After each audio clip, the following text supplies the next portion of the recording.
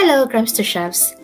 Did you know that nouns are probably the most important elements of baking and cooking? That's because all the tools and ingredients you need are all nouns. But are all these nouns the same? Certainly not. So, in this video, you will learn about the different types of nouns and find out the characteristics that make each noun different. So let's go into the kitchen to help our baker bake some cakes today. Let's see what he needs. A spoon, a bowl, a bag of flour, some eggs, a pack of buttercup butter, and a carton of milk. Here are all the things you need, chef. It will take some time for our baker to prepare the cake. So in the meantime, let's discover the major classifications of the different types of nouns in English along with the examples so you can see these types of nouns in action. Let's start with the most general type of noun, the common nouns. Common nouns refer to all the items and ingredients mentioned previously. In fact, anything around you, in your house, outside your house are all nouns as long as you can name them. So, the bowl, the flour, and the milk are all common nouns. But remember just now, the baker specifically asked for buttercup butter? While all nouns in general are common nouns, but if they have a proper name given to it, like names of brands, then these nouns are upgraded to another level, the proper nouns. So, Prego pasta and Perel's chocolate are some examples of proper nouns. Let's check in with our baker. Is he done with the cake? Not yet. Oh, it seems like the baker needs more time. Speaking of time, do you know what category does it fall under? Nouns like time is called an abstract noun because we cannot see time unless we measure it using a clock or a timer. On the other hand, nouns like cakes, butter, or bowls are things that we can see and touch.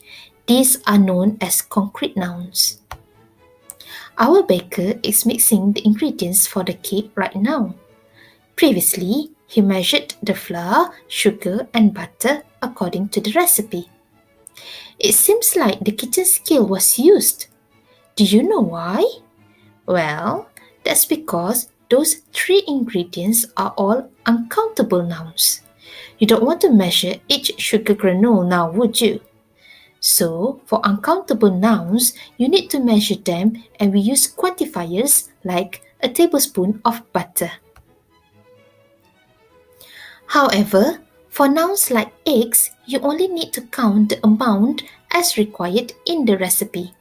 So nouns like eggs, cookies, and cherry are called countable nouns. While waiting for the cake to be baked, let me share with you a story about a baker. He owns a cake shop and bakes birthday cakes a lot. To make a batch of cakes, the baker would usually buy ingredients in bulk. This would include an assortment of nuts, bags of flour, cartons of milk, and dozens of eggs.